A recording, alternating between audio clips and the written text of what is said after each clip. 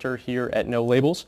We're honored to have Senator John McCain from Arizona starting things off with us this morning. We're going to be here for 2 hours introducing and speaking to 12 U.S. senators over the course of the next 2 hours, getting their impressions on the State of the Union, what they'll be focused on this upcoming session, and the type of legislation that they'd like to pursue. Senator John McCain was first elected to the House in 1982 and was just reelected overwhelmingly with 60% of the vote in his home state of Arizona. We're honored to have you, Senator McCain. Thank you, Kevin. I don't think 2 hours is enough for 12 senators. Yeah, we might have some filibusters going on. 2 hours each, yeah. That's right. Well, Senator, would just love to get your impressions of the President's address last night and what he spoke about. I thought it was excellent. I thought the atmosphere was vastly improved from previous years. Unfortunately, the trigger for this was a tragedy in Tucson. By the way, we have good news. Gabrielle Gifford's condition has been upgraded, so we're very happy about that. And I sat not just with one, but with three. I sat with two Democrats, John Kerry and Tom Udall, and an independent, Joe Lieberman. So that's the No Labels message right there. There you go. Republican, Democrat, and so I think the President's tone was excellent. I was glad to see him address some issues that have been of concern to us, and it's clearly a changed atmosphere. How long that lasts, hard to tell. Absolutely. And of those issues that the President brought up, what were you most interested to hear him speak about? I know immigration is a key issue in Arizona. Immigration, I was very pleased to hear him say he would veto any bill with a pork barrel project on it. I know that's been a key issue. I hate to, I was jumping up and down, but on that one I was glad to jump to my feet. The free trade agreement, not only South Korea but Panama and Colombia, I think are very important. The lowering of the corporate tax rate. You know, we have the second highest corporate tax rate in the world, which makes it really harmful for people to do business in the United States of America. So there was a number of things that I think that issues that he brought up that we can work on. But look, the elephant in the room is spending. The elephant in the room is deficits. The election was about spending and deficits. That was the lesson from November the 2nd. So frankly, a spending freeze is not enough. We've got to go back to 2008 or even 2006, and we have to start sitting down, Republicans and Democrats, on the issue of entitlements. The huge looming problems out there are Social Security and Medicare. And I think, Senator McCain, I think you have one of the proudest records in the Senate of working across party lines with McCain-Feingold on campaign finance reform. And I know you were hurt personally when Senator Feingold lost re-election, and as a friend across the aisle. He's a dear friend and the most honest man I've ever known in the United States Senate. He stood up for what he believed in, and I will miss him terribly because he was a true reformer in the tradition of Wisconsin politics. Absolutely. And I think you'll agree we need more of those kind of relationships across party lines. And I know you had a deep friendship with him. And now Joe Lieberman tells me that in 2 years, I know. that he's not running for re-election. So, but there's a new crop coming up. Last night I sat with Tom Udall. Tom and Mark Udall are classic examples, I think, of the new generation of leadership in the Senate that we could work with very, very easily. Absolutely. And across that, keeping that same mindset, what can we do to help senators, promote senators working across party lines on the grassroots level? You know, we have the extremes on both sides that are loud and vociferous. What can we do to empower senators to work across party lines so that they see that there's that base of support? Frankly, you have to make sure that our constituents know and appreciate what we do. Results are important. With the makeup of the United States Senate, we're not going to get much done unless we work together. Now, people are frustrated and angry. The approval rating of Congress is way down, and they want results. And so if you can translate results into approval, look, politicians want gratification. They're like babies, you know, they're instant gratification. And so if there's a large number and percentage of our constituents out there that when we get something done, we're going to have to reform Social Security and Medicare, okay? Tough decisions are going to have to be made. Certain special interests will be on fire about it. On both sides of the aisle. Yeah, on both sides. So if we reach one of these agreements, then I would hope that the people who are involved in them making those tough decisions would be appreciated the way Ronald Reagan and Tip O'Neill were back when they saved Social Security the last time. Now, if they are condemned and if they are voted out of office, then obviously that has the opposite effect. Absolutely right, and that's the best example that we have is President Reagan and Speaker O'Neill working across party lines, and that's what we Two old Irishmen sitting down together and came out together and said, here's what we're going to do. And they fought, during the day, and then at 6 p.m. they could come together and maybe over have a cocktail. And maybe have a drink, yes. And so, an old Irish custom. Exactly. And how do we do that with senators again? To make them, build lasting friendships like you had with Well, one of the things, I know that there's lunches and they're proposed for meetings and all that. One of the things that I have found to be very helpful is to travel with Democrats. On Codels and... Yeah, overseas. There's a conference coming up in Munich. A number of my Democrat colleagues are coming along with me and Joe Lieberman.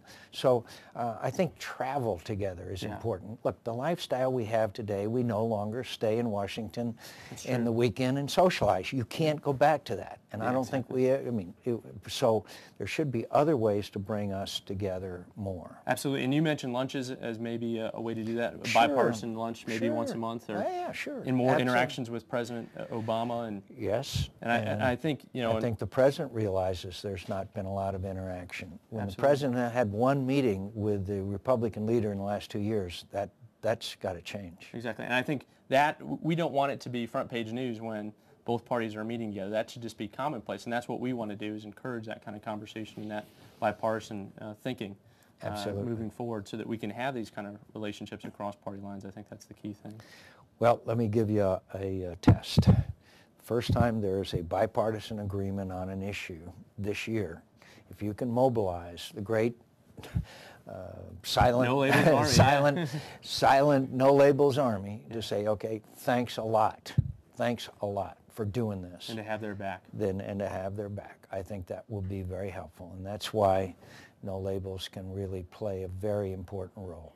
Excellent. Well, thank you very much, Senator. I know we have Kiki McLean, one of our founding leaders, that just came in, and we're going to get her mic'd up. As Mark McKinnon said at our launch, democracy is a messy thing, so this is going to be kind of a messy day, and we have Senator Ben Nelson from Nebraska who just walked in, and I know has worked with Senator McCain on a number of key issues. And just bear with us. We're going to get Kiki McLean mic'd up and bring Senator Nelson over. Senator McCain, thank you so much for everything today. Great to be with you. Thanks for all you're doing. Thank you so much. We are fortunate at No Labels today to get immediate reaction from Senator Ben Nelson of Nebraska. He is a true leader when it comes to forging consensus, finding common ground, making things happen. You've really carved a bipartisan role for yourself that's kind of hard to come by in Washington these days, and you are somebody who is known to bridge the agreements in the Bush administration and the Senate on tax cuts, Medicare reform, all the major issues of the day. We're so glad you could be here today. Thanks.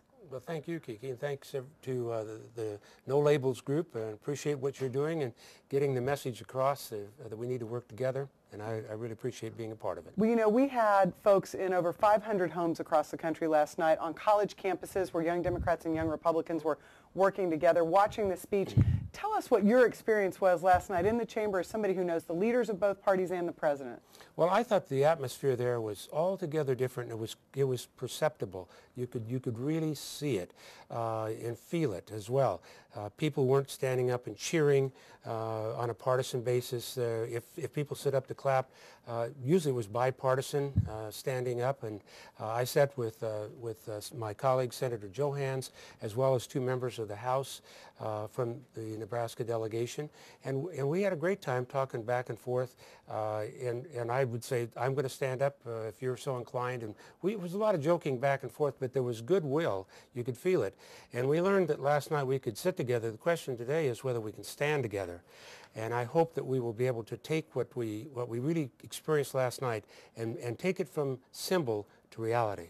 Well, it sounds like while the president's message was about competition last night, it sounds like what you're saying is that sense of political competition was missing from the floor. That had really been removed. He's talking about global competitiveness, and we have to be globally competitive, and I think many of his ideas are extremely important to getting there.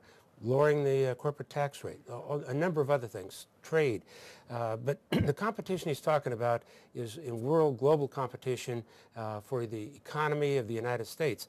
We need to work together. Now, we can be competitive politically without it making us unable to work together. So where do we start that conversation? Where's the common ground out of last night's speech that you can reach out across the aisle and say, let's get a conversation going about? Well, about getting the corporate tax rate down, about moving forward on the trade agreements. Those are two specific things, but I think there's something that will move us from symbol to reality in another way, and that is if we take what we learned last night, that we can sit together in a State of the Union address. Now why don't we take that to the Senate floor and sit together, not by party, by state, by alphabet, some other way, but not by party. You know, there's a lot of discussion about crossing the aisle. Let's get rid of the aisle, so we don't have to cross it, so we can work together. That's the way it's done with the Nebraska legislature. They don't sit by party. They sit according to alphabet, according to the counties or the locations that they represent. You're really talking about culture change. Culture change, because I think it begins to make a real experience. That's why I say we can sit together, let's stand together, let's work together. People of America may have gone through a very competitive and a very divisive election this last fall, but they also, by several polls, were 75 to 80% in favor of bipartisanship, working together. They know instinctively and they know from their experience that when you do things together, you get better results. Well, you know that No Labels released a poll this week that we conducted last week, and it was 81% of Americans really wanted to see a bipartisan speech last night, that they really didn't want to see the hyperpartisanship. Do you feel like, because in Nebraska, I love what you're talking about, what happens in the state legislature there, do you think that Nebraskans sometimes feel left out of the national conversation or what they see happening in the media because they're sort of dealing with issues on a daily basis while these two extremes are having a different kind of debate? I think they do. I think they at times see a disconnect between what they have to do and what they have to deal with and what does or doesn't happen in Washington. And that's why I go home every weekend, to try to keep my connection vivid. When I go to the Lowe's or Home Depot or the grocery store, I talk to people waiting in line, and I hear what they have to say, or when I go to other meetings. They feel there's a disconnect, that Washington has been out of touch because it's been so partisan and so deeply divided. They don't like that. They want to see us come together. I think the American people probably last night, those who were tuned in or those who've heard about it, will feel good about, less about what was said, but about how it was said and how the reaction was. They'll think, many of them will like what he said, what the president said as well. But what they really will like beyond that is the spirit within that body. It gives them hope. It gives them hope that we can come together and we can do things without labels. What are the other things that you think are a priority this year as a consensus builder, as you're known? We've got the corporate tax issue you talked about in terms of the competition goal that the president set up. What are your other priorities this year? I want to see a business climate that is conducive to economic growth in the United States. We've got corporations sitting on $1 trillion worth of cash trying to decide where to invest it. They want to invest it, but it's a question for them, where? Where is the economic environment suitable to invest it? Here or over there? Meaning some other overseas, well, whether it's in China, whether it's in Europe, or whether it's in South America. But they're going to look to see where the environment is best. Tax environment, regulatory environment. That's why I've been so strongly opposed to many things that the EPA has been trying to push in the carbon tax, because it's anti-competitive for our companies to have to comply. The way in which that was structured. It could be structured in a different way, and maybe if we do it over some period of time, it'll make sense. But what we don't want to do is cause American businesses to decide that the environment here isn't conducive to expansion, and they want to expand elsewhere. Because where the expansion is, and economic growth is where you're going to see the growth in jobs on the corporate side. Thank you so much for being with us today. We appreciate it, and we look forward to hearing about your success this year. Well, we'll see how we do. The other thing I might mention is energy. Absolutely. Clearly, energy is important. We can't continue to import our energy at the levels that we are. We have to be competitive, of course. We want to make sure that our food production in America is done domestically as much as possible, because if we don't like importing 60% to 70% of our fuel, we're going to hate importing 60 to 70% of our food. So we have to have an environment here that is conducive to business, conducive to agriculture. We don't have to be isolationist. We just have to recognize that all the charity and everything we need to do has to begin here at home. And if we can focus on how we work together, I think we can get that done. And that's something that we can start at. That's Yes. a place to come to the table Good together. starting point. Senator Nelson, thanks so much. A real American leader representing Well, Nebraska. We thank you, appreciate Kiki. it. Thank you. Take care. Thank you. Senator Wyden from Oregon, thanks so much for being with us for our live webcast on the morning after the State of the Union. Well, thanks for what you're doing. I think No Labels is making a huge difference, and it's come along at exactly the right time. Well, you have been one of our earliest supporters. You recognize the need. I think you encourage the activists to get going on this. And what we really want to hear about today from you is, what are your priorities going into this new Congress? The president set an agenda last night, if you will, not just for Democrats, but for all of Congress. What did you hear last night, and what is it that you'd like to take and move forward with? Well, I sit on the Finance Committee, and I think there are some great opportunities, particularly in terms of tax reform.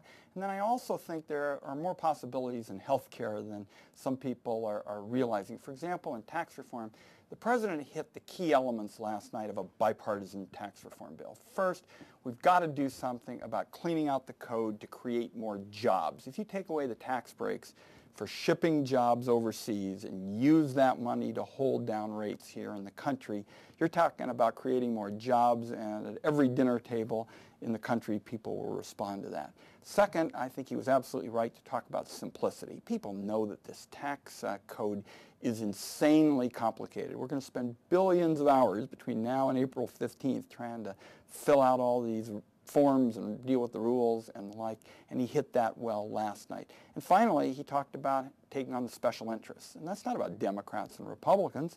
That's about going after these special interests that went out and came up with a big chunk of the $1.1 trillion in tax expenditures. And when you hit that kind of triangle of sort of jobs, simplicity, taking on the special interests, you bring Democrats and Republicans together, number one, and number two, you're picking up on something that Ronald Reagan and Democrats did very well back in 1986. Does it feel different for you? I mean, you've always been somebody who worked well with people from all walks of life and all the different caucuses. You're known as a really independent voice for Oregon at the national level. Do you feel like there's a change in the air in terms of what people are willing to do and not do, your colleagues in the Senate, and how they want to work together? I think there's a recognition that if you want to deal with the important issues, you've got to get beyond the finger pointing and the blame game. For example, health care, where there is this, huge polarization right now. I continue to believe that both parties are making important points. My party is absolutely right in saying that you cannot fix health care unless you cover everybody. If you don't cover everybody, the people who are uninsured shift their bills to the insured, and they usually shift the biggest ones, the hospital emergency room bills. Republicans, on the other hand, are making important points about choice and competition and a real marketplace out there. I mean, members of Congress, for example, we can fire our insurance company if our insurance company is doing a lousy job. That's what you have in a marketplace. So if we can bring together those 2 points of view, we can make real progress. Senator Scott Brown and I have introduced the first bipartisan major health reform proposal since the president signed the legislation. I think there is, even in an area where there's been a lot of polarization, chance for some real common ground. What can no-label leaders like you and Senator McCain and Senator Nelson, who was just with us, do in terms of making that argument to your colleagues in your own caucuses, to members of the House, not just the Senate, governors that you work with, people who are known for kind of digging their heels in? How do you change that dynamic with them? I think, first of all, you say, if you look at the big challenges, we've just mentioned healthcare, we mentioned taxes, energy, you can count on the fingers of one hand the number of times that major changes go forward in a partisan way. Even now, with respect to healthcare, where it was a partisan vote, we're still having the huge challenge of trying to bring the country together. So I think you say to elected officials, look, there's a choice here. Maybe you're going to get a short-term pickup in terms of playing a kind of partisan game and saying it's our way and we're going to just drive it home, but you're not going to deal with the big issues. And the reality is, with the new ratios in the United States Senate, you're not going to get anything important out of the United States Senate unless you find some common ground. And what do you say to those? We have thousands and thousands and thousands of no labelers now. You're all out there. You're all organizing as we speak.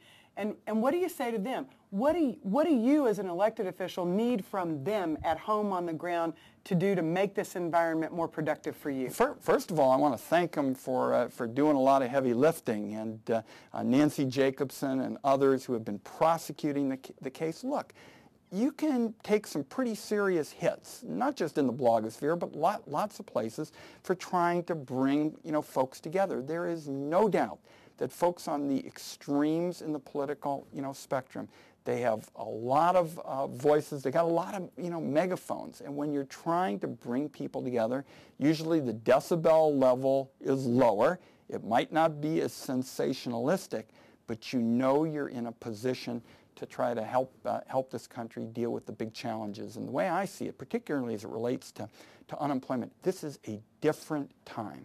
Right. The kind of unemployment we're seeing today is not a part of a business cycle. This is part of a structural challenge where we've got to compete against China, we've got to compete against India. We're going to need new approaches. I think the President, to his credit, picked up on that theme last night, and to the extent that no labels can help us drill into the specifics. Give us examples in areas relating to tax reform and health care and energy policy that come from what you see in your own life, or if you're an elected official or a business person. Give us examples so we can bring that into the debate here, those of us that are trying to find common ground. And I'm convinced when we write the history of this period, the real measure is going to be how much common ground we were able to secure, and an organization like No Labels is ideally positioned to help us get there. Let me ask you one last question.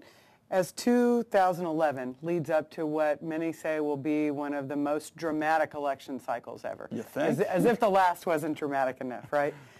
What is it that leaders like you have to do, and that you're going to ask your colleagues to do, to keep focused on solutions now and not election night next year? How do we do that? I mean, is that a commitment by some of you? Is it each of you sort of battling it out single-handedly? How do you make that happen? I mean, last night was a great moment.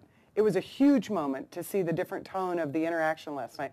But how do we keep that for this year and next year? No Labels can play a huge role in that, because what's happened now is you have an election the first Tuesday in November. People sleep in on Wednesday, and the next election starts on Thursday. That's right. I just came through an election campaign in Oregon. I've already had people say, well, have you started your fundraising for 6 years from now? Right. I mean, it's like it never stops. And what I've tried to say, and I think it's the heart of No Labels, is the best politics is to show you have real solutions, and real solutions mean coming together. There's going to be plenty of credit for people when you come up with transformative policies in the kinds of areas we're talking about. And I think to the extent that No Labels can raise the bar and say that the real measure of political success is showing that you've got significant solutions that are going to make sense for this unique time where we face structural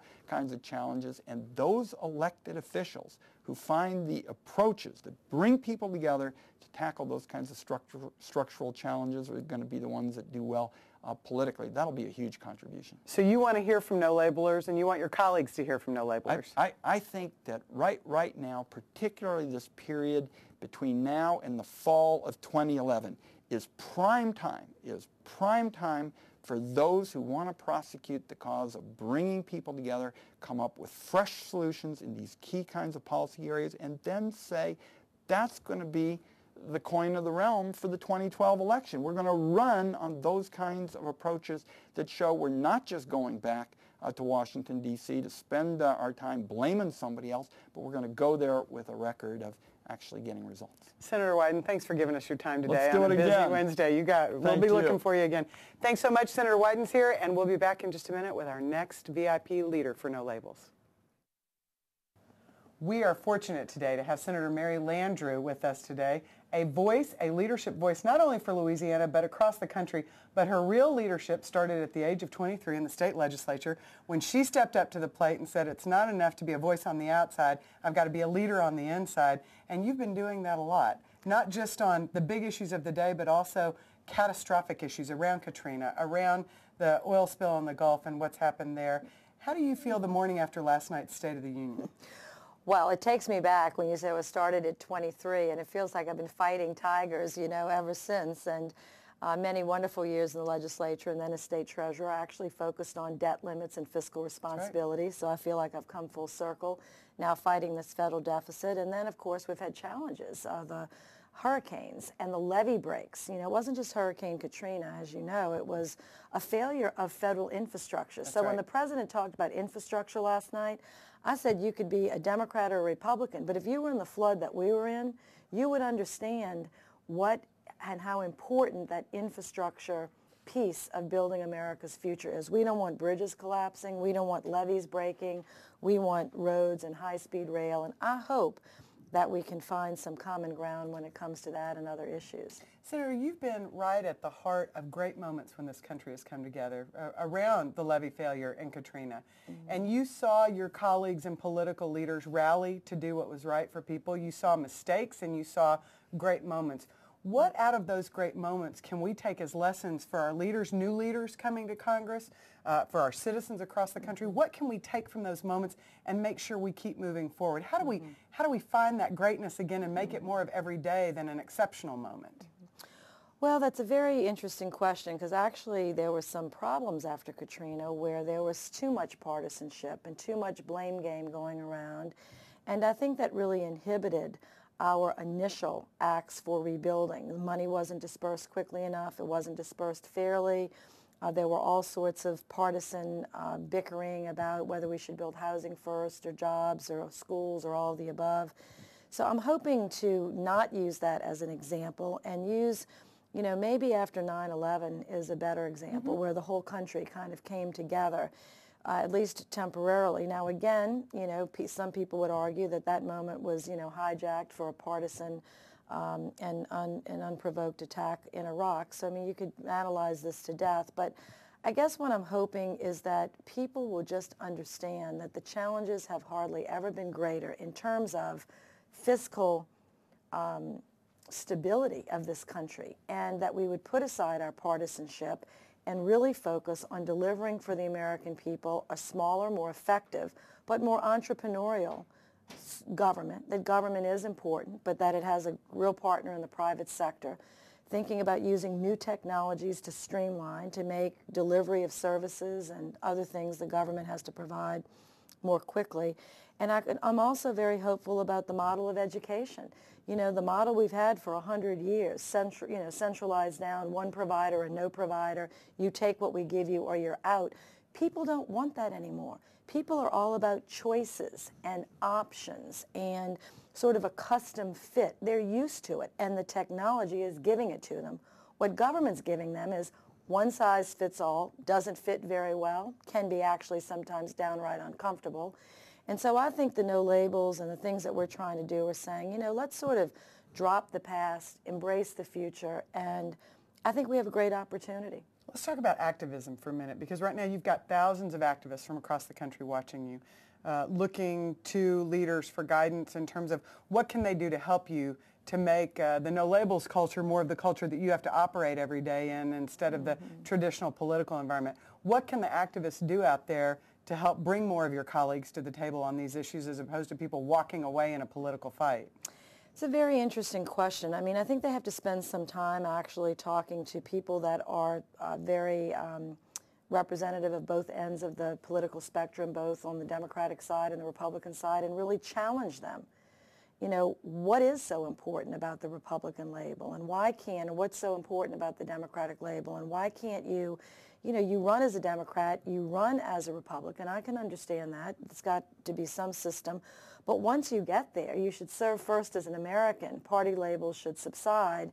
And actually, philosophy or issues or approaches or methods should be more what we argue about. And not just hide behind labels to say, oh, well, I'm a Republican. I can't possibly think about, strengthening Social Security. Or I'm a Democrat. I can't possibly think about private sector contracting in government employment.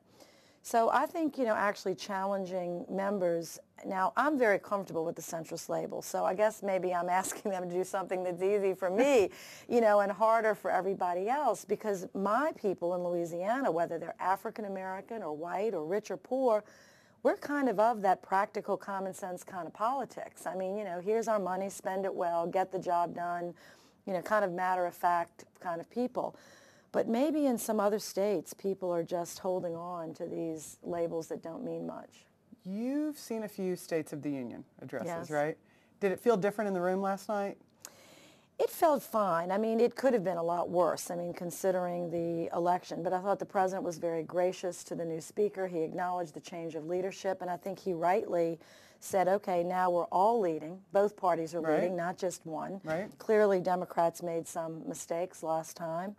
But, I thought the Republicans Party was a little obstinate, not reaching out as far to the middle. But, we'll see what happens.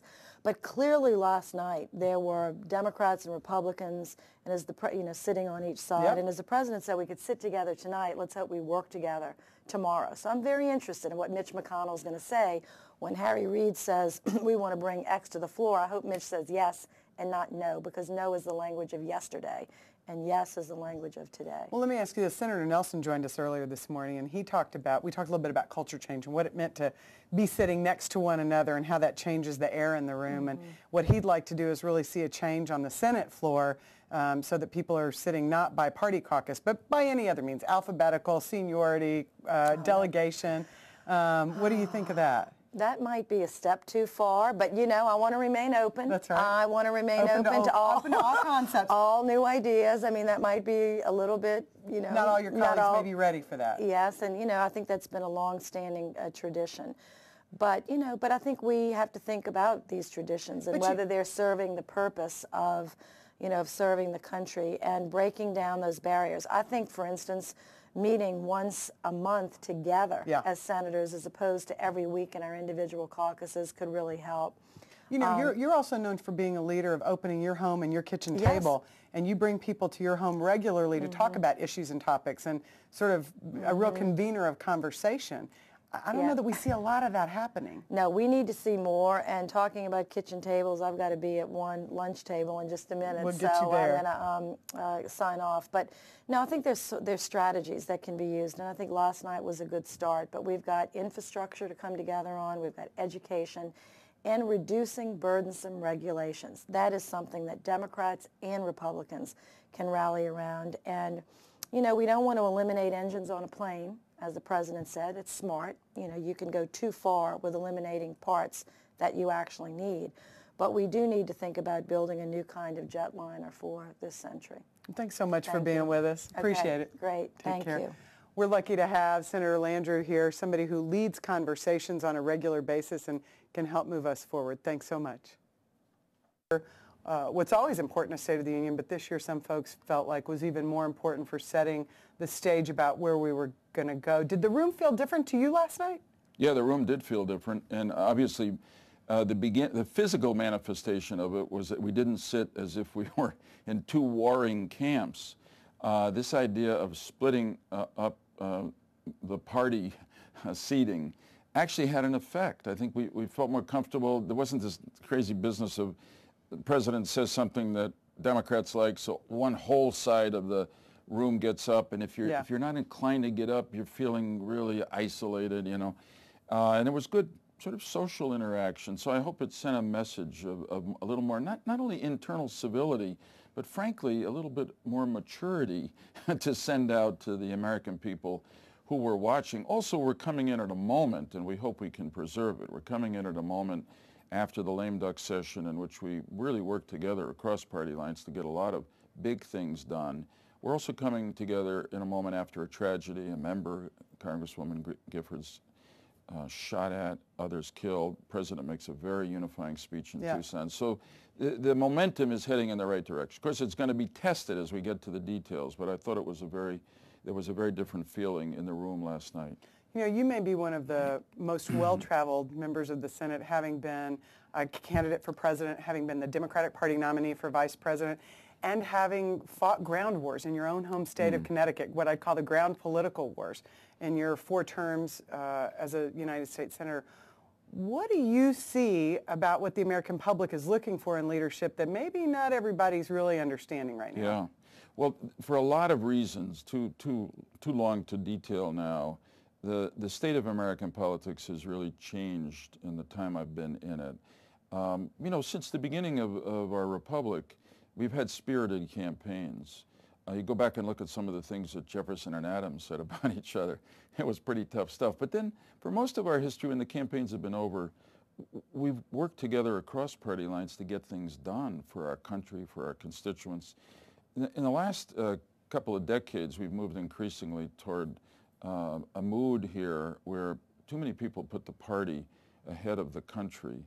And there are ideologically rigid groups in each party that are driving the parties away from each other and from the majority of the American people. So I think... Do you feel that when you go into a conference room with colleagues from both caucuses and say, let's take an issue and go to work on it, do you feel that influence from those outside groups? Well, yeah, I do. And I think the members feel it because there are ideologically rigid groups at each party that will hold the members of their party to a kind of orthodoxy that's not natural, because most of the American people don't toe the party line. They take each issue one by one.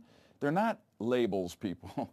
They're independent-minded, and they may be mostly Democrats, mostly Republican, but they don't feel like they have to do something some party boss or platform is telling them to do. And then suddenly we're expected to do that here. And one of the results of that is that there begins to be a big gap between the people and the government.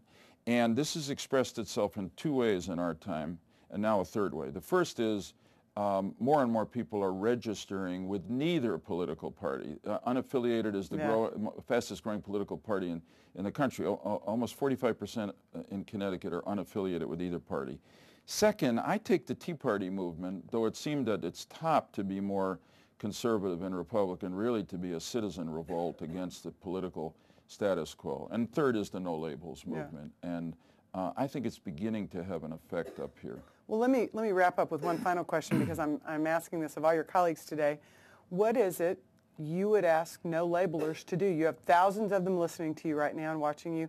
When you talk about feeling the weight of those extreme ideologues, what is it you want to see us do on the ground out across the country to give you the space to do the work that we've asked you to do? Yeah, I think what I'd most like people in the No Labels movement to do is to say to their senators and congressmen and women, here's what I think about this issue, whatever it is. But most of all, I want you to try to work with members of the other party to get something done on this problem to make my life and the life of the country better. In other words, to form a constituency that says what I think is real, which is that most people are not at either end of the 2 major political parties.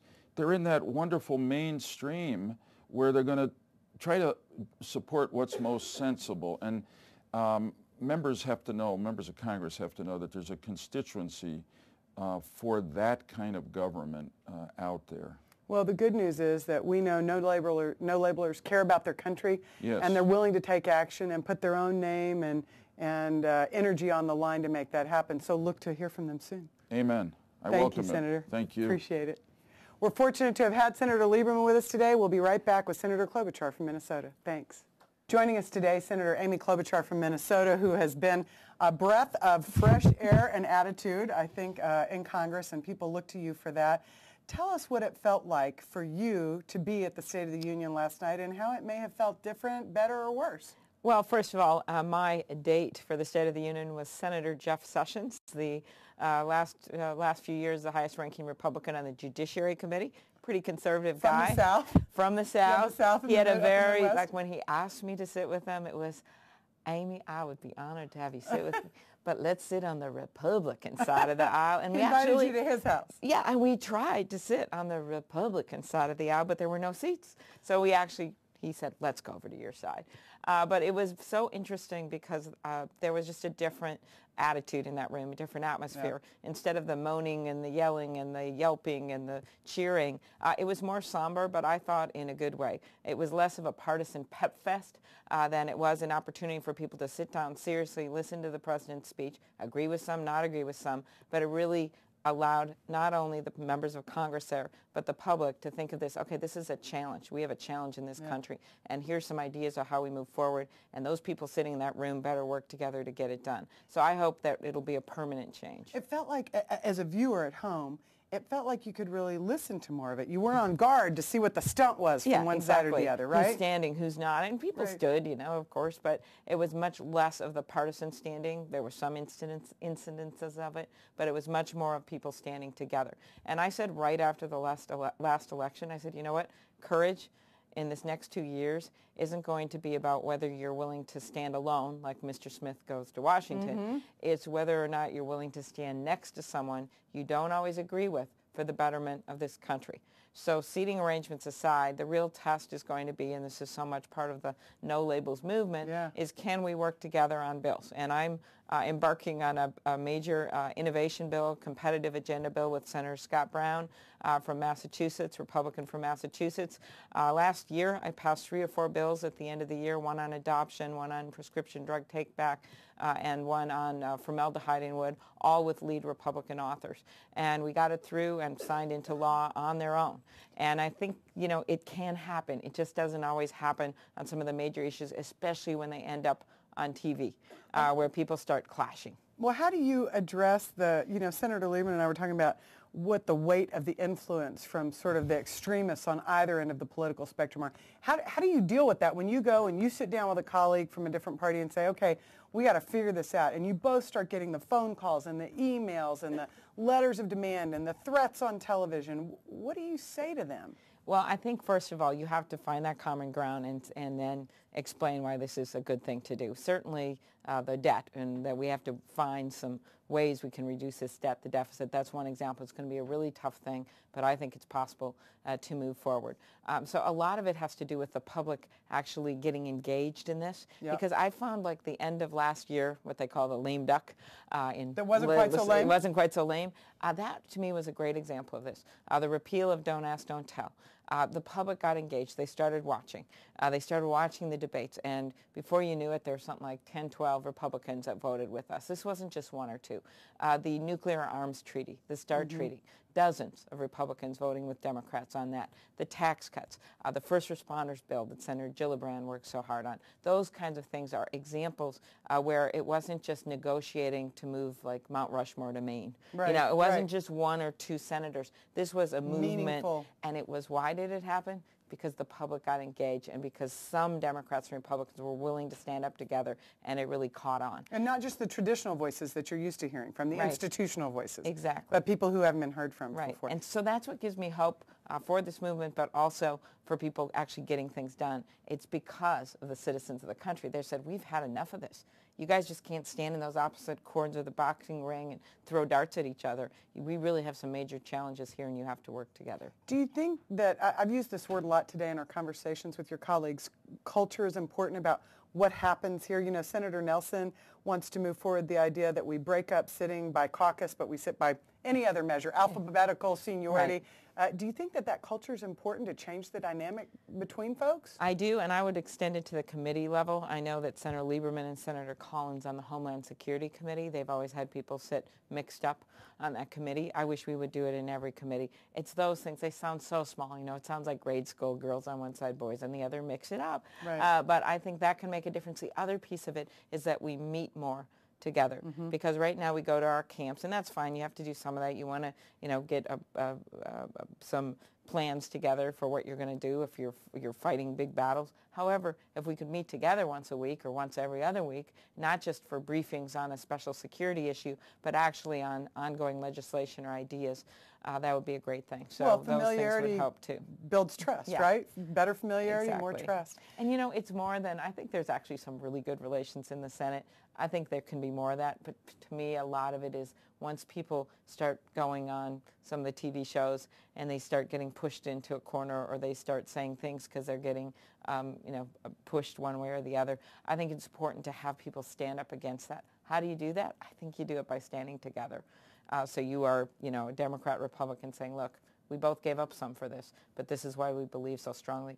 Then you get the public behind you so it's easier to explain to some of the people who aren't as happy. Well, Senator Klobuchar, thanks for being here. We know you're in the class of 2012, yes, and you're willing to talk about what you need to do to make accomplishments and not be focused on that election period. So that's right. We just finished an election in Minnesota because they take really long because we have things called recounts. Right. So our people have had it. They're ready to just have us get some things done. They're ready to get solutions on the table. Thanks so much for being with us today. We appreciate it. Appreciate it. Thanks to the Senator. We'll be back with more of her colleagues from the Senate in just a minute. We've got Senator Joe Manchin with us from West Virginia today. He attended his first State of the Union address last night after having been a highly successful governor in West Virginia and having delivered States of the State addresses. What did it feel like to be among your colleagues and listen to the President deliver that address? It's been a long time since I've sat in the legislative branch of government. I was a state senator for 10 years in West Virginia. I was a House of Delegate member for 2 years, so I've been through quite a few of them, watching a governor make the presentation, and then I made 5 of them. That's right. So it was quite interesting. I was excited. I wanted to be there. I saw the whole camaraderie. I liked the seating arrangements that we did last night. Who did you sit with last night? I sat with John Hoeven. John and I, for 6 years, have been governors. You were governors together. From 2 energy states. 2 states are in very good shape fiscally. We're in good financial shape. So we have a lot in common. We've been friends, and we've worked across the aisle so well as governors, and it was very comfortable for us. Well, your experience as governor is important, I think, in this. When we talk about really shedding the labels, governors are known for not operating in a hyper-partisan experience, that you work together a lot. Let me just commend you again on the no labels, making people come together and think about putting the country first. Yeah. Shed the labels off, because really what I had seen from afar from West Virginia and my perception of Washington was they put their party first. Both sides are guilty. They put their personal politics second, and the country came third in decisions and importance. I think what we're doing is now showing that that can't continue. And in our little states in West Virginia, our state and the decisions we made was what's good for the state, not good for the political party. And as a governor, I had to continue to bring people together to understand, listen, this is something we're not going to play politics with. I'll give you something to play politics if you enjoy that game. We're going to take care of the people's business of West Virginia first. So bringing that West Virginia experience, the sense. governor's mentality with you now as a member of the Senate in this new Congress, what are your priorities? What are your legislative priorities that you think you can bring people to the table on? Getting your house in order. I mean, it's fair. Everyone has different, who do you cut? The bottom line is you set your priorities first. Yeah. And once you set your priorities, in West Virginia I have a tremendous senior population. Still very productive, very important. We wanted to make sure they could live in equality and dignity in their own homes. That was a priority for us. We took care of that. We increased that, made sure they had nutritional meals, and they're still giving back. So once you set your priorities, then you start looking at ancillary where you can make changes. A couple of things, I think last night the most humorous part was the salmon. Wasn't that great? It was, exactly. It's a great demonstration of what's not working. And you know what? It's all through government. Right. And not just in Washington. All of our states have it too. So, if you want to start setting, okay, what programs have you had and how long have they been in place?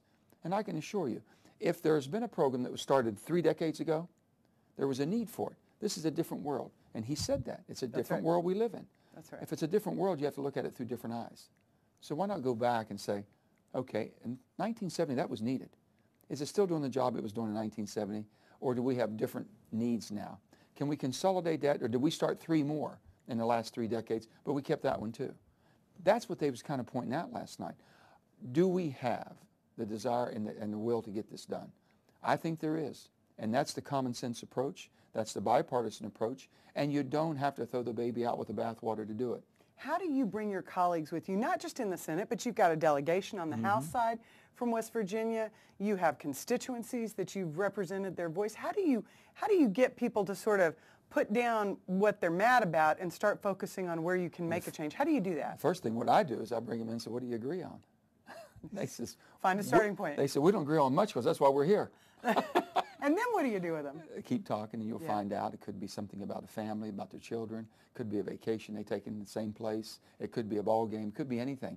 And once you can break that ice, you can make it. Yeah.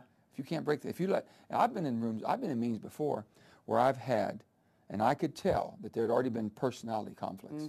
I could tell. History. There was history. You could tell it got, and I didn't even know the parties involved. Right. But the body language, the tone of voice when two would speak to each other, and I said, can we call timeout right now? And I'm going to ask, and this might be very sensitive to you all, I need you to leave the room, and I need you to leave the room. Because they were a roadblock. You know what? And probably they knew it, but yet they've been so entwined. I says, just give us a little bit of time. Let's see where we go, and I'll call you back in. And I've done that, and you'd be surprised how far. Just a little common sense. How about no different when your family, when the family gets sometimes, okay, aunt, I got an aunt and so-and-so. That Thanksgiving dinner. Calm down a little bit. Here, we'll get this worked out. So what do you say to Americans, West Virginians, who want to step up to the plate and help make this better? What do you want them to do? Well, give us some real tangible things we can do. Let me just tell you, first of all, what we're saying in West Virginia is that we don't want a handout. We want a work permit. Right. Take the government off of our back and let us do what we can. We've helped make this. We're part of this government. We are this government. Don't put bureaucracy on my back to where I can't carry the load anymore. I can still give you a lot, and that's what my state is saying. The energy thing, it's going to take everything we have, but what's the most important thing? Is it security of the nation? That's my most important, most West Virginians. Whatever Nevada can do to make itself energy independent, less dependent on foreign oil, it should do. Whatever West Virginia could do, we should do. One size doesn't fit all. We're different. And we've said it's just the whole thing. I've said this. You cannot continue to write checks your kids can't cash. And we've done that for far too long. And we continue. It's going to get better. Okay, we're going to spend our way. In West Virginia, we don't sit down at night when things get tough. And we're having a hard time sitting when the family says, we got to make some adjustments here. We're having a hard time right now paying our bills. So I'll tell you what we're going to do tomorrow. We're going to go out and buy more things. We don't think that way. Right. And you know, the bank payments were a little bit late. So we're going to go out and borrow more money so we can catch up on this bank payment, and we'll have more bank payments. We don't think that way. We just don't. And I told Mr. Bernanke with all respect, I said, sir, we don't look at Washington and figure out how it can be so much different. And I think when you go around the country, you're going to find out that they're asking us to kind of put ourselves in Washington in their place and think like they do and make the same decisions. So last night, there were some things I really was encouraged about. There's some things I still have a little bit of concern and doubt about. The expenditure thing, spending yourself to prosperity, we don't think that can happen. It never happened with us. We had to But you heard things you felt like you could start with. Oh, most certainly. I think basically honing in on the business, getting the government basically, especially the people that do the permits and people that are responsible for regulations, make a common sense approach. Does it make sense? Have you put so much on that it doesn't make sense at all? Are you overreaching, overreacting? Those types of things, Kiki, is really what I think that we've heard that was encouraging. We had a couple of signs. We have Mr. Daley coming on. That's right. Very good sign.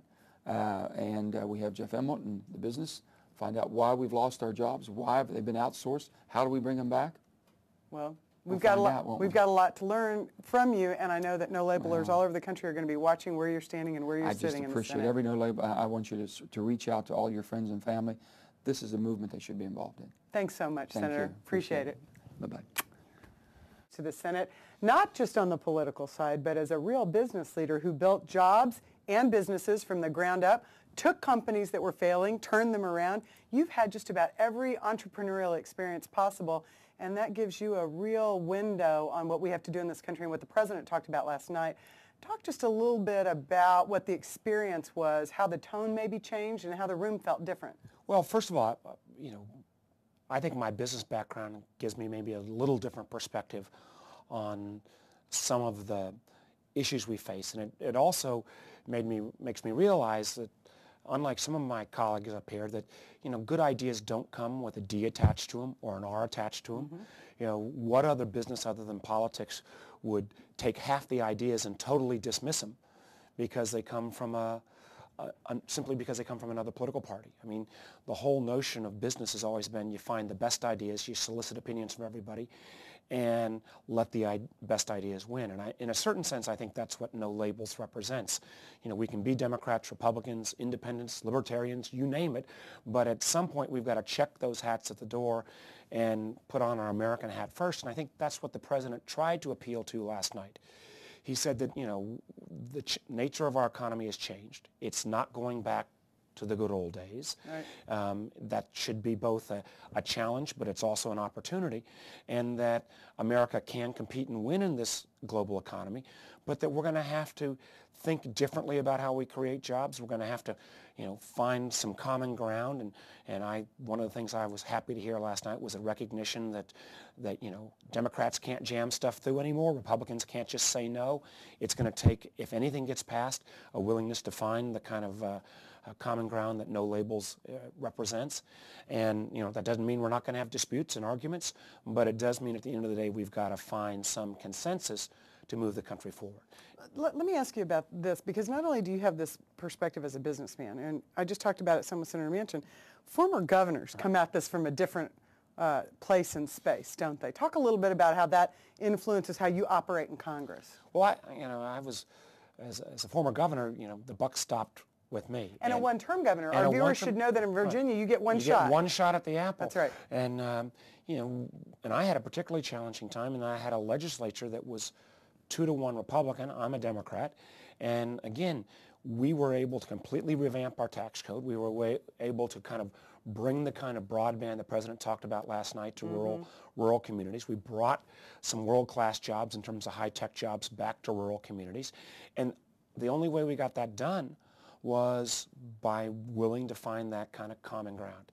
And, you know, at the end of the day, Virginia was named the best managed state in the country. We were named the best state in the country for business. We were named the best state in the country for a lifetime of educational opportunities by all independent sources. And that kind of approach of, you know, let's get stuff done, as opposed to simply kind of let's shoot at the other side, I think it's a perspective that most governors bring, because that's how they're judged. Are there traditions and protocols in the Senate you'd see change? We saw a little bit last night with everybody intermingling in their seating. Are there other traditions and protocols you would change about the Senate to foster that kind of environment? I think that, you know, there is a tradition that has grown up, I think, in the last few years, and a lot of us new members, and particularly us that were former governors, are trying to break that, you know, you kind of break into team sports. Yeah. And so I try to spend a lot of time standing on the Republican side of the aisle when we're just kind of out voting or talking. You know, you need to be able to kind of break down those barriers. Oftentimes, both parties try to kind of keep their members huddled together when they eat and when they socialize. I try to you know, reach across and build those friendships. You got to start with building trust. And last year I tried to do that with Senator Corker when we worked together on the financial reform bill. This year I've got a great partner in Senator Saxby Chambliss, Republican senator from Georgia, where we've said we're going to take on this question of deficit reduction. You know, what I heard last night from President Obama, I think he got the three legs of the stool right. If we're going to get our country headed back in the right direction, if we're going to create the kind of jobs that we all want, if we're going to outcompete the rest of the world, we got to do three things. One, we've got to have a growth and innovation agenda. Two, we've got to be willing to recognize that the current government spending cannot be maintained at the levels that it is right now. And three, that we've got to have a tax code that appropriately raises revenue for a 21st century economy. So that means we're going to have to find ways to dramatically change our taxes, both on the corporate side and on the personal side. You can't do it in terms of, for folks like me who are concerned about the deficit, you can't do it by simply cutting spending, you can't do it by simply raising taxes, and you can't do it by simply having a growth agenda. You've got to do all three, and I hope we can find an agreement on all three of those issues. Let's wrap up with one final question. It's one I've been asking our other guests today, and would love to hear your counsel and guidance to the no labelers who are watching today. You have thousands of them. What do you want us to do? How do we help make this a better environment for you? What can we do to influence it in a way that's productive so that you make progress and find solutions to some of these big challenges? Well, you need to support rational candidates who can read a balance sheet and who are willing to listen to people who have different ideas, even if they are kind of outside the space that makes them comfortable. So pay attention to You've who's got running. to pay attention to who's running and support candidates who are going to be willing to have a willingness to listen and recognize that neither political party has all the options and all the ideas. And at the end of the day, have their voices heard. Too often, the people who are the most passionate are those who come from one end of the ideological spectrum or the other. To my mind, that's kind of the easy way out, because if you come with a set of answers, ideological answers on every issue, you really don't have to think through a lot of the problems. A lot of the issues we face today don't fall upon the left-right continuum. It's much more a future-past continuum.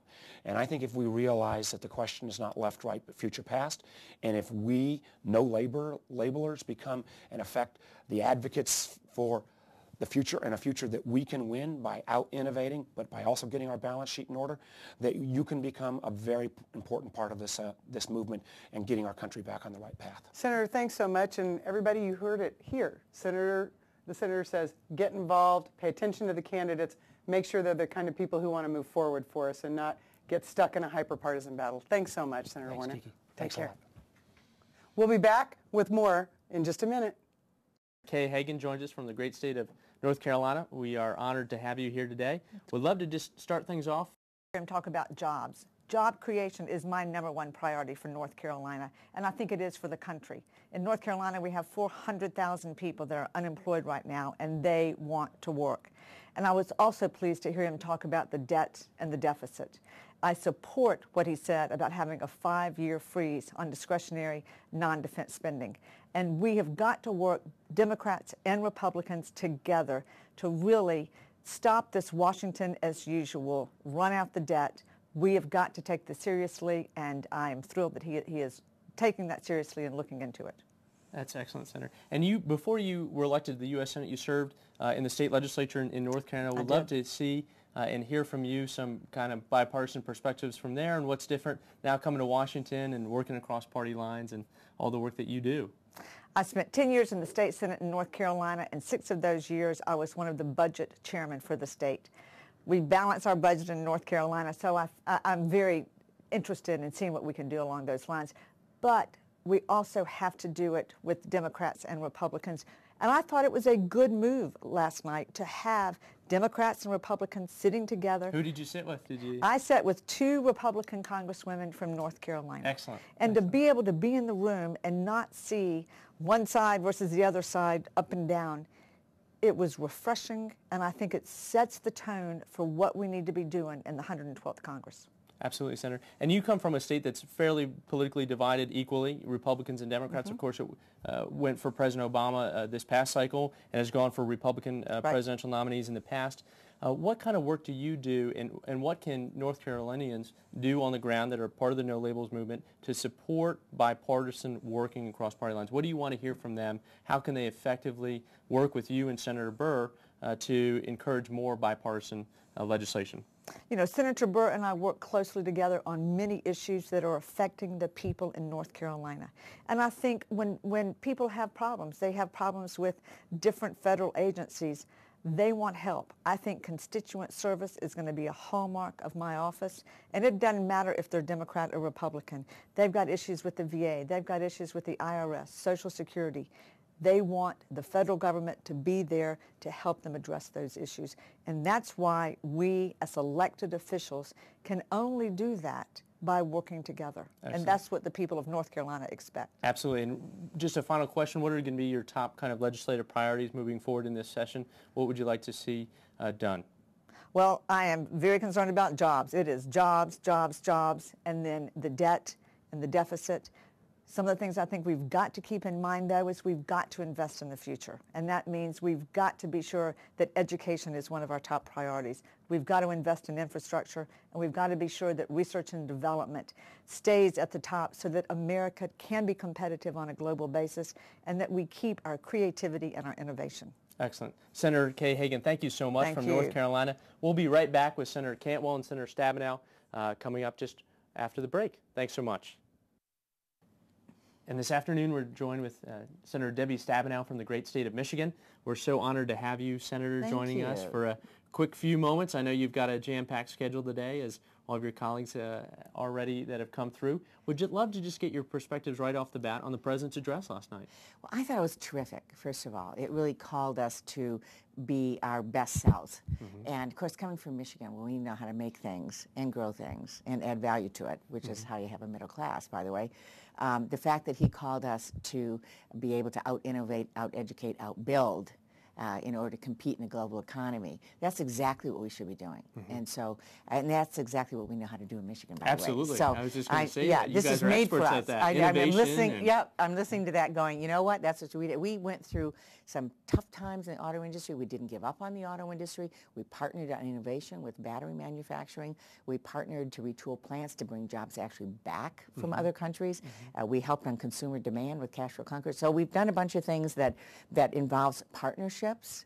And we've shown now we're winning all the awards at the shows. I love it, and we're showing that we can compete. So that was very, very important, and I thought that he really did a wonderful job of calling us to our best selves. We all love America. We are Americans. You know, and in my judgment, rather than figuring out how many Democrats and Republicans should vote for something, we ought to be having a discussion about the United States versus China, the United States versus India, the United States versus Germany. With all these countries. That's Absolutely. correct. That's the discussion that I want to have. Well, that's excellent, Senator. And you have a proud history in your time here in the Senate of working across party lines. I do. And building those relationships.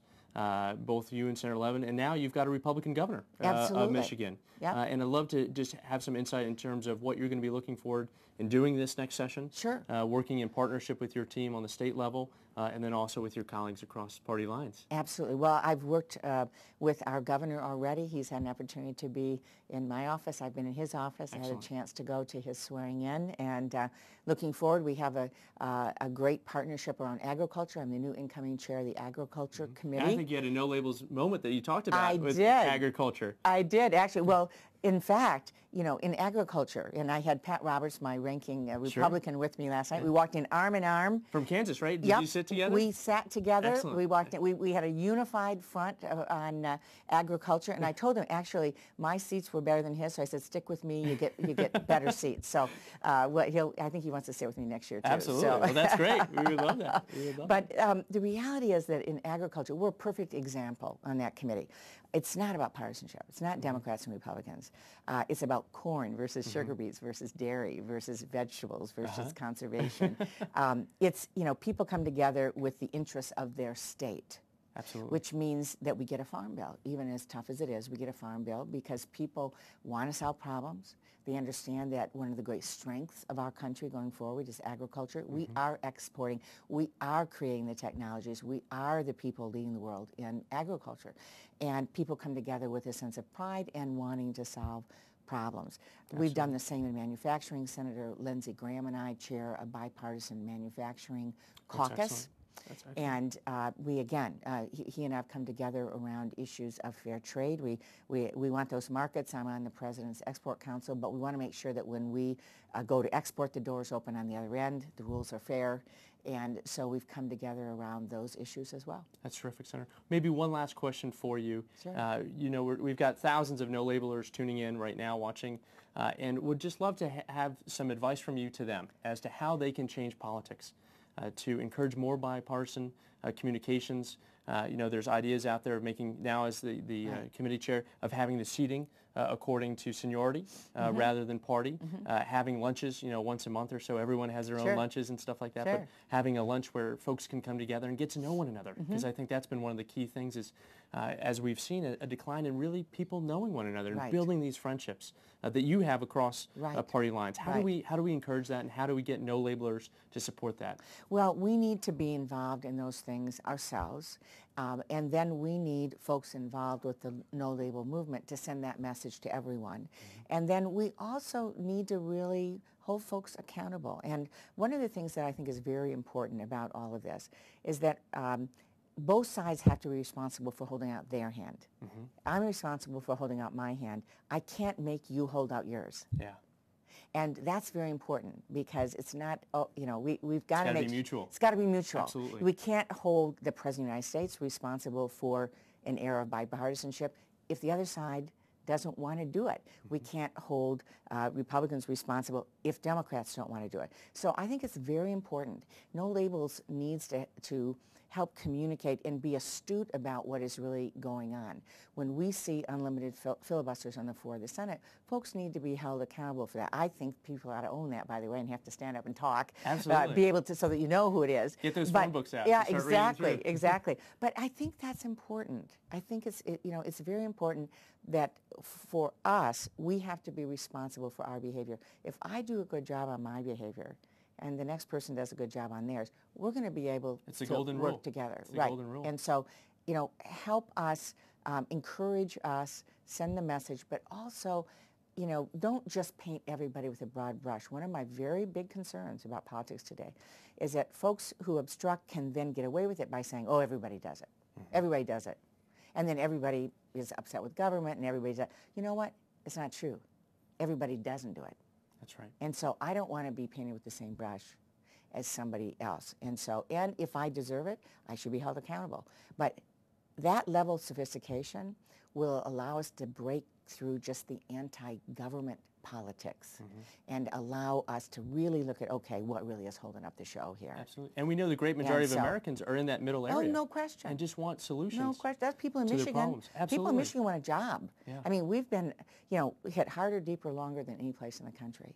People in Michigan just want to work. But rebounding now. Oh, we're rebounding. You know, it's got to be faster. I mean, Yeah, you know, it's got to be faster. But absolutely. we want a job. We want our business to be successful. We want small businesses to get capital for loans to expand. We want agriculture to grow. But you know what? People aren't putting labels on that other than being an American. That's right. And that's what we need to return to. Thank you so much, Senator pleasure. Debbie Stabenow from Yes, the great state of Michigan. We'll be right back with Senator Cantwell from Washington State. Thank you so much, Senator. My pleasure. I'm joined with Jennifer Johnson, not a U.S. Senator yet, from Atlanta, Georgia at Spelman College. She's our big winner of our No Labels contest, bringing in a No Labels member to Washington to spend the day with us. She's been watching all these senators answer questions, and I would just love to get your perspectives on the day and the speech last night. And are you having a good time? Yes, I'm having an absolute great time. Excellent, excellent. I've had the opportunity to see what bipartisanship really means and see it at work. And I have to say, No Labels is a phenomenal organization. Originally, I didn't know if I want to be Republican, Democratic, or Independent, but this organization gave me the opportunity to still stand for the solutions and for the things that I want to see change, but not have to specifically identify with a party. So I have to say, I've really been enjoying myself. That's excellent. And you came in last night. What did you think of the president's address? I think it was really good. It was very inspirational. I like that he kept enforcing bipartisanship. I love the fact that he did split everyone up in the actual chamber so they could be together. I do like that he talked about education and then he talked about the No Child Behind and it actually turning into a law per se. I also like the fact that he talked about the deficits. That was very interesting. I didn't know a lot about the deficits, but after that experience last night, I knew more about it. Excellent. And you're a student at Spelman Yes. College in Atlanta? Yes. And when will you be graduating? I'm graduating this semester, and I will hopefully be at Columbia University this August. Excellent. Getting your master's? Or? Yes, master's. Excellent. And what are you studying? My master's would be in broadcast. I would like to go into... So this is right up your alley. This is perfect. We should have you doing the interviews. Thank you. That's fantastic. Yes. That's great. And how did you come by No Labels? How did you find us? Wow, I came by No Labels through the White House Project. Oh, excellent. I am interested in running for political office one day, and so the White House Project was something that actually told me, well, this is something that you might be interested in. I think you should come out to the launch, and I was here in New York last month for the launch. What did you think of the launch? I loved it. There was so many people, and the great thing about it is everyone is together. So it's not really what you identify with. It truly is accountability and seeing some changes and some solutions being made. So I love the fact that everyone was together. Excellent. Well, you heard it right from the source here. Jennifer, our No Labels winner, contest winner, joining us here in Washington, D.C. What a treat to have you on hand with us. Thanks so much, Jennifer. Thank you very much. And we'll be right back. Hello, I'm Jennifer Johnson. I'm the contestant winner for the No Labels Watch Party. I'm here in Washington, D.C. Today I'm with one of the members of No Labels, Kevin. So, Kevin, let me ask you this question. Why No Labels? What made you want to be a part of No Labels? That's a great question. You know, I had worked in politics on the campaign side, in the Senate for a senator and who was in this middle area. And I saw every day the pressure put on him by both sides, by both extremes, pushing and pulling in a fight over ideas. And what I wanted to do is join a movement, help support a movement that works to tampen down those hyperpartisanship extremes that affect our politics, that drive the agenda of the day. You know, the great majority of Americans are somewhere in that middle area that have supported Republicans and Democrats and independents in the past and are really focused on just solving the problems at hand and not getting caught up on fake issues and grandstanding. So this is a movement that does just that with tangible results, going to bat for people, calling people out when people stand in the way of progress, when they toe the party line. Because, as you know, and as you mentioned just before, you know, our generation is going to be shrouded with the massive debt and all these issues because we're not focusing on solutions. Rather, we're focused on towing the party line. So this is a movement about putting country over party, and that's why I'm excited about it, because things are actually really happening on the ground level, and I'm so delighted to be a part of that in a very small way. Well, I'm delighted that you are a part of No Labels. So tell me, what is your key role in No Labels? I serve as our national field director, so I work with our team. We've been able to bring on some additional staff after our launch that you were at on December 13th in New York City. So now the real work begins. We had a great launch, very exciting, got over 50 million unique impressions online. Right. So folks reading the newspaper, tuning into PBS, CNN, seeing it live that day on the 13th. Now it's a matter now of getting those people who watched us, who believe this is their moment and their movement, and getting them engaged. So that's the work that we do, is now building the infrastructure in every one of the 435 congressional districts across the country, identifying a Republican, Democratic, and independent leader. We need you in Atlanta to do that. We've got a great state leader in Lisa Borders down there, and others. We've got a big team in Georgia that we're ramping up. So now it's, you know, we had that launch. Now it's building this institutional change in every one of our communities. So the senators that you heard today are hearing from No Labels members on the issues that they care about and wanting them to put solutions and problem solving over just towing the party line. So let me ask you one more question. Sure. I know a lot of people have been pondering about it, which is the accountability of the politicians. We want to know, how is No Labels going to play a role in ensuring the accountability of some of the visions that the senators and especially the president foresees even after he's out of his term? How do you ensure that accountability for such a vision? That's a great question, and that's what our movement is all about, is bringing about that structural change, making it acceptable and fashionable for people to work across party lines again. You know, Tip O'Neill and President Reagan, in the decade that we were probably both born, you're maybe born in the 90s, I don't know, worked across party lines. You know, they were bitter rivals during the day, but as soon as 6 p.m. rolled around, they were friends, and they had friendly interactions, and they generally cared about each other's families and getting to know one another. That's what we need to do in this country, is to return to that kind of mentality. We've had all these senators come here today talking about the need for more bipartisanship, but they've got to know one another. You know, very true. Sitting together is this first step. That's very and true. It's a very symbolic act, but it can be forgotten as easy as, you know, just yesterday's events. So we've got to build on that concept and that idea and that symbolism over the next 2 years, over the next decade, and taking this country forward. Is building that structural change. And we do that by building the groundswell on the local level behind this kind of thinking. That's the only way we do it. And so it's all about getting members involved on the grassroots level, connecting with one another across party lines, and digging in with us and building this for the moment to come and the movement to come. Thanks so much, Senator, for these great questions. Thank you. Thank you very much. What a treat to have you here. What a treat to be here. Now with Senator Maria Cantwell of the great state of Washington. Senator, thanks so much for being here with us. Thank you. We'd love to just first, right off the bat, get your perspectives on the president's address last night, and what'd you thought? I thought he hit the mark. Obviously, our economy is continuing to reel, but the president laid out an agenda that is going to help us move forward with investment and innovation and the kind of job creation that we really need. Excellent, Senator. I know you sat with Senator Collins across party lines last night, and I know you're working with her on a major piece of legislation as well, bipartisan legislation on clean energy. Well, energy is such a central part of our economy moving forward. If you look in the last year, you've seen hundreds of thousands of jobs related to energy spurred up throughout the U.S. economy. That's in areas of wind and solar and biofuels and battery storage capacity. And I think the president hit the point about we want to make sure that the United States is competitive in this new energy sector and that we are creating jobs here in the United States. So Senator Collins and I have introduced the CLEAR Act. We think it's clear and simple, 39 pages of just legislation to say, let's make this transition off of fossil fuels and onto cleaner sources of energy. And we know the American people believe that we can do it, and they know it's going to happen. What their question is, how do I fare in the transition? Absolutely. Can you make sure my energy costs don't go up? And so that's what our approach is about, is making sure that their energy costs don't go up in that process. That's terrific, Senator. And you have a proud history since your first election of working across party lines, working with Senator Ensign on tax credits, working with Senator Lemieux and Senator Hatch on issues of fiscal responsibility. Yes. And what can we do to encourage more of that as the No Labels community? How can we encourage senators to do more of that? Well, we're now a divided Congress, with the House being of one party and the Senate of another. And so, if you will, there are seats at the table for everybody, and let's get about this important task of moving our country forward economically, the part that we do anyway.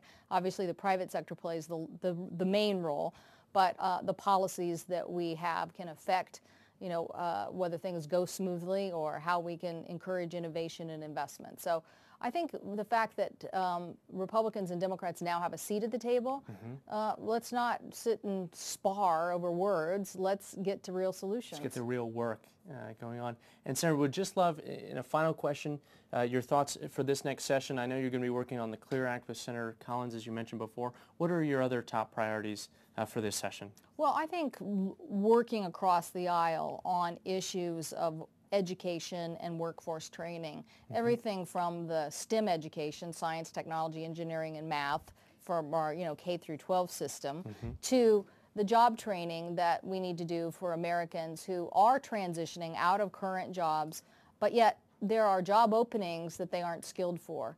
And right now, employers are saying, I need that skilled workforce. Exactly. And what we need to do is make sure that we are doing our part in helping the retraining and the retooling of the American workforce. Excellent. Well, we're joined with Senator Maria Cantwell of Washington State. I want to thank the Senator not only for joining us today, but for her leadership, working across party lines, extending that hand, sitting with the other side last night, and all the work that you're doing. Thank you so much, Senator. Yep. Really appreciate it. Well, thanks to you and to No Labels. Great. Thank you so much.